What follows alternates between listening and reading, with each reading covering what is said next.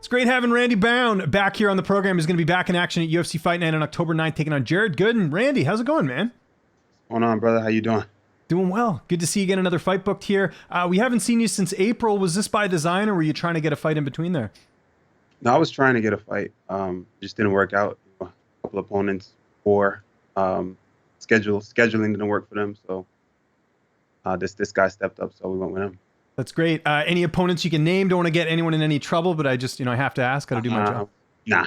We'll keep it under wraps. Okay, fair enough. Fair enough. You know how fans are. They're always like, someone's afraid to fight or whatever. You know how it is. So. Nobody's afraid to fight at this level. No, sure. Exactly. Glad to hear it from the source. Some big news, though, that's happened since the last time you and I spoke. You signed with Paradigm, one of the best management groups out there. Tell me how this all came together. It's just one of those things where, I was with my management company, and my management company was very small. I was one of the first fighters there, and they looked to spread their wings, and they did a deal with Paradigm, and kind of just absorbed a couple of the fighters. That's what it was. So rest is history. But I love Paradigm. I love everything that they've done so far, and I can't wait to continue to build on everything. Yeah. So far, so good. No, it's great. And even just, speaking from a media perspective, really easy to work with, which is good for me because I always like management that's really organized with this stuff. Let's talk about your opponent here, Jared Gooden. Were you surprised at all to get this fight only because you have a number of fights in the UFC? Jared's, I think, only got 3. Was he someone that you were familiar with? Tell me how this fight all came together. As you know, I'm a student of the game, so I know all the people, all the welterweights. I kind of watch them all. But,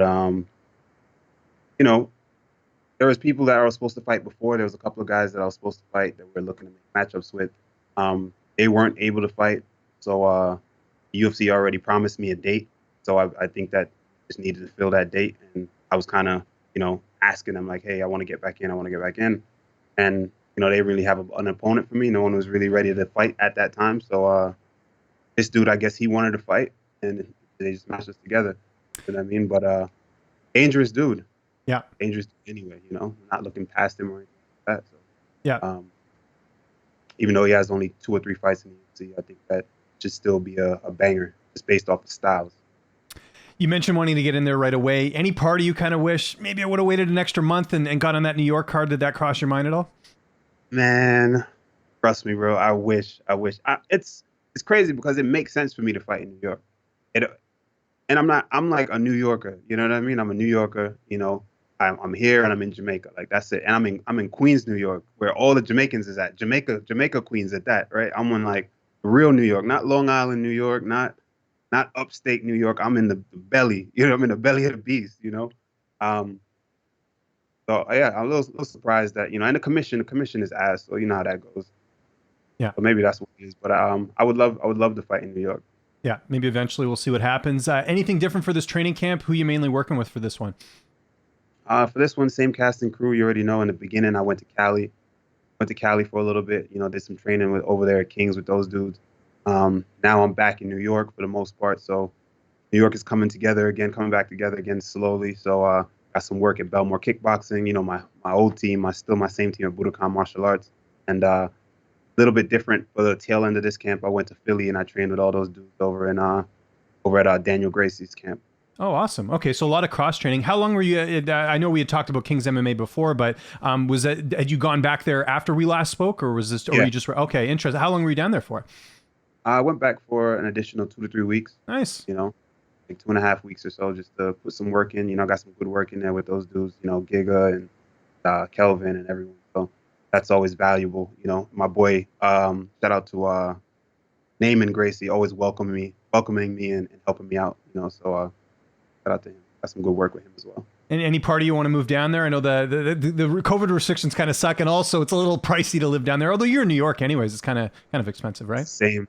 Yeah, it's the same as living in New York. Yeah, man, a big part of me. But if I do move, it doesn't make sense to move to another place because the only reason I want to move from New York is COVID restrictions and financial reasons, and the gyms are kind of in turmoil, based off of everything what happened with COVID and all that. So I don't know. If I would move from New York, I love Cali, but it's like moving from New York to New York. Yeah. No, exactly. With the restrictions. I'd probably move to Texas or Florida or something like that. Okay. There you go. Warmer weather, anyways, than New York during this time of the year. Actually, how is it right now? You getting any snow yet, or what's the latest? Nah, no snow. It's fall. It's Right. cool now. It's just changing, getting that cool weather, 60s, and now it's pouring outside. Okay, gotcha. Yeah, it's pouring here in Vancouver, but that's typical. No, because when I used to live in Toronto, we had similar weather to New York, and I remember like it was usually at the tail end of September that we'd start to get cold. Maybe it's a little bit worse out there. I'm not sure, but yeah, I don't miss that. There's no snow in Vancouver, which is great. So kind of lucked out there. But anyways, don't want to talk about the weather. Weight cut, how's that going? I know you got lots of time before this fight, but everything on point? I don't know. You probably see me right now. I'm a little drawn out, a little bit. I literally just finished a cardio session. You know what I mean? I didn't even get time to shower. I just dried off and jumped in the seat. Look at the dedication to you making this interview, by the way. I appreciate that. Come on, man. You know I gotta see you, James. Yeah. Come on, bro. Always. You're my guy. I appreciate that. I actually, jumping back a bit, I forgot to ask you this, and I know it seems like it comes up in every interview, but how's your brother Andre Harrison doing? I always check in. He's always been talking smack on me about how he could beat me at Street Fighter, so I always have to bring him up and see what he's up to because he's a free agent, right? Yeah, he's a free agent, man. He's a free agent, but luckily, finally, man, the guy can't catch a break, man. He's trying to get fights, but he's in a rock and in a hard. He's in between a rock and a hard place. You know what I mean? Yeah. He's 22-2. UFC won't take him off of a loss, so he needs to go get a win on the local scene before he can even get on Contender or anything like that. But here's the issue: who wants to fight a guy that's 22-2 or 22-3, whatever, on the local scene? Imagine you got your prospect 6-0, big hopes to the UFC. You're like, oh, you want to fight Andre Harrison? Mm-hmm. You know what I mean? 22-3 or 22-2? Hell no. You know, so he's having a hard time getting a matchup. And he was down at Sanford. I saw he was down there training at Sanford MMA. Was he not? Yep. He's getting some good work over there, and so hopefully something comes through soon for him, and we'll see him in the UFC here soon. Yeah, and I remember, I could be wrong about this, I swear I saw he had a fight, I think, booked for Titan, where he used to fight, and then the opponent fell out, I think, the week of the fight or something, right? Yeah, that's like every week, man. Oh, no. Yeah. Like, okay. Well, anyways, yeah, I always got to keep tabs on him. He was one of my first fighters I interviewed back in the day. Actually, he's the reason we're doing interviews, because he was the one who connected me to you. So shout out to Andre. Who's going to be in your corner for this fight? You know the crew, man. Same crew. Okay. Thought maybe you'd switch it up every now and then, but I got to ask anyways. Got to do my due diligence. We know Jared Gooden's obviously going to stand in trade. It's going to be a great matchup on paper. How do you envision the fight playing out on October 6th? I mean, I get it done however I want to get it done. Mm-hmm. And that's not arrogance or anything like that. That's just fact. I feel like I'm at a level where he hasn't really competed against yet. You know what I mean? Yeah. And again, I'm taking him extremely serious. I'm approaching it like I would approach any other opponent. But ultimately, the reality is, that I think that I'm the more complete fighter. He's very dangerous, big overhand right, big bombs, powerful, strong guy.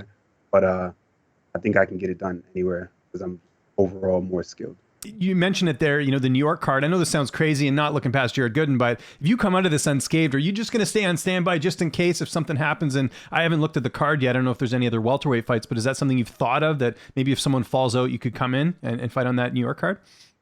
Absolutely. I'd be down for that.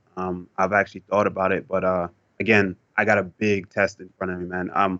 I know it's low key. It seems like I should just go in there and that's the general consensus, that I should go in there and kind of just walk through this dude. But I believe that I beat him any way that I want, but I don't think it's going to be an easy fight. I don't think I'm just going to run through him. You know what I mean? So, yeah. So I'm kind of just focused on him and locked in on him. But if all is well and I get through him, early, for sure, I'd love to jump right back in there. And remind me, how many more fights do you have in your contract? I was trying to remember that. Couple more.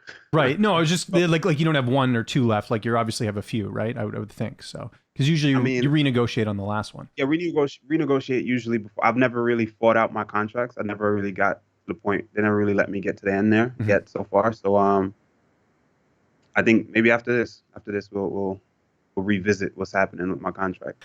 Before we go, what video games are you streaming right now? What are you getting into?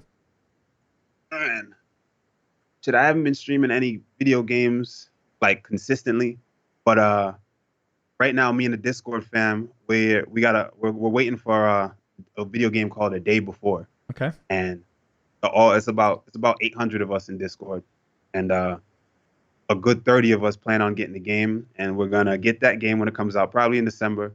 and I'm gonna be streaming that. We're all gonna. It's an open world game, zombie apocalypse survival type game, live players, and we're just gonna lock off a section of the map, man. It's gonna be our section. We're just gonna run it. So anybody want to come run it with us and be a part of it? You know, if anybody comes through there, gonna have to pay dues, and we're gonna try to hoard all the resources and all that, and kind of just take over the game. So, if you're interested in joining the Root Gang, come on. Okay, there you go. You know, I always tell you that I don't really play a lot of new games, but I'll tell you one that I've gotten into that's somewhat new, and you're going to make fun of me, but I'm a dad, so, you know, I kind of get away with it a little bit, but I've been obsessed with this Mario Golf game for the Switch. I'm like playing it nonstop. There's like an adventure mode. I love it. I'm all about it right now. I don't know if you ever play the Switch at all, but it's a really good game. Yeah.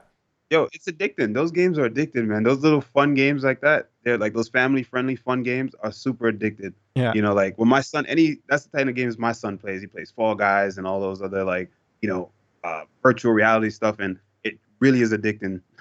It's I can't say enough good. My only complaint, have you played Mario Golf yet? Have you tried it out?